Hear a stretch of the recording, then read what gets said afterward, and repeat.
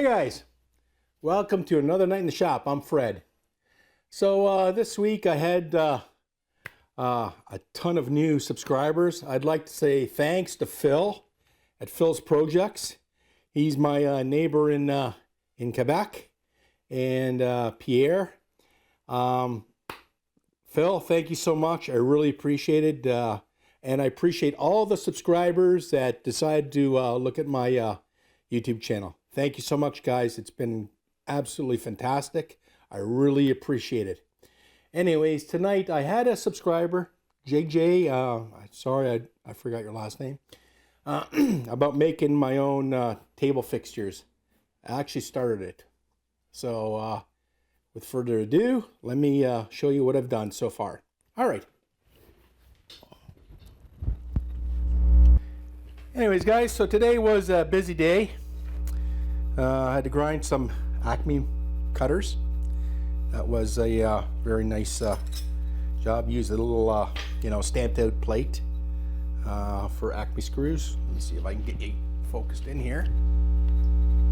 Anyways, we use that there to make our 29-degree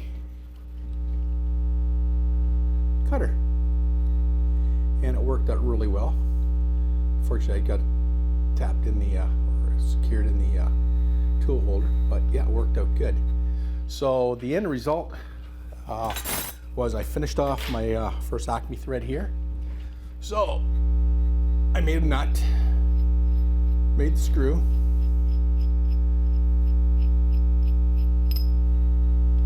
turned out really well. I made a big bozo at the very end. Wasn't paying attention, that happens sometimes. And what happened was I finished the last cut, knew I had one more cut to do, and I fired the friggin' lathe in reverse.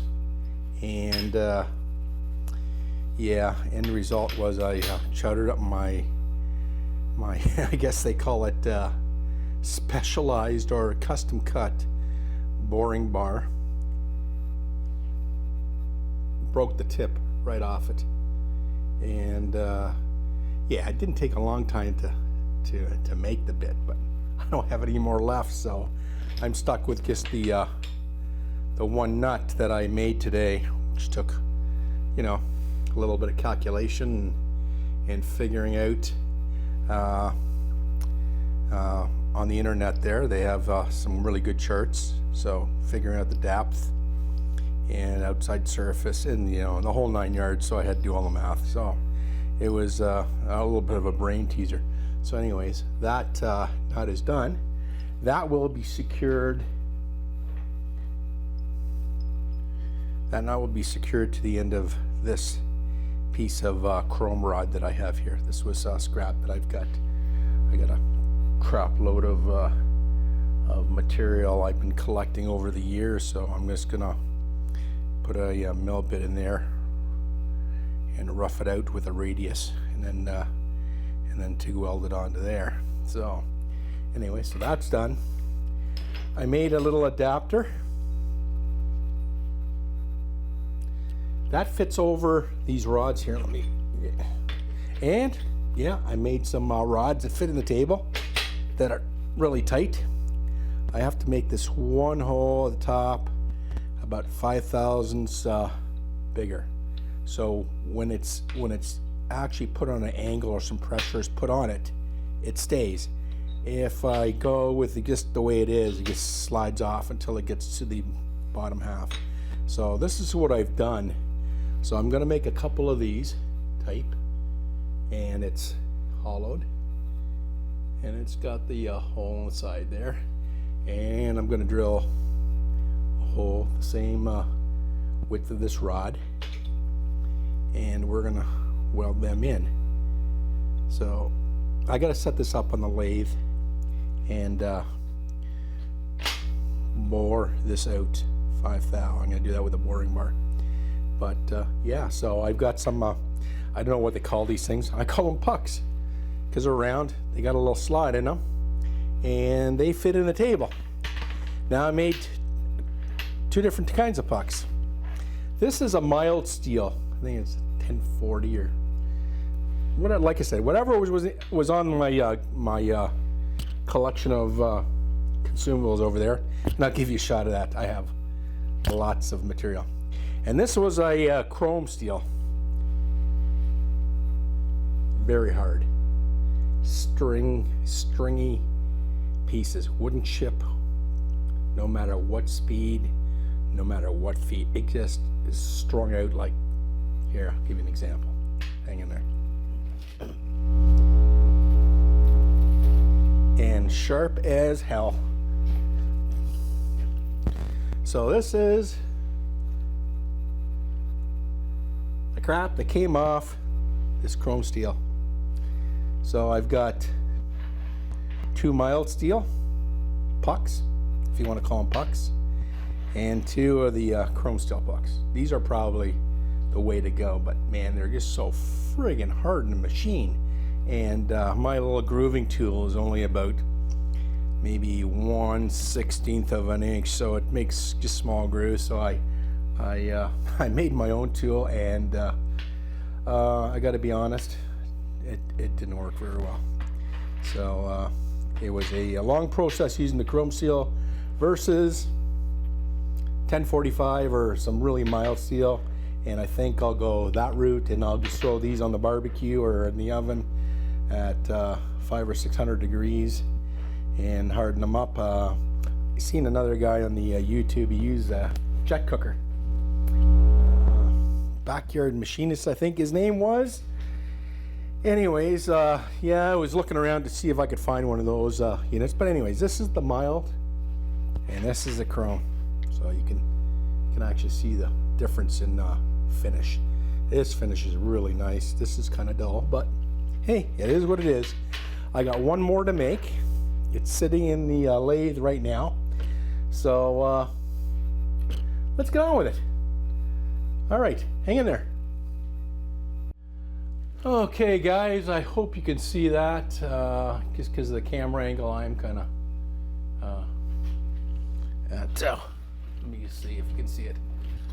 And I'll move the camera around a little bit. So I've got some marks on here, little, die tell. And my compound is still set at 14 degrees for the Acme, because I'm going to go get some new boring bars that I can grind down. The El Cheapos from I forgot the company. Anyways, they got some cheap boring bars. So we've got the lines here.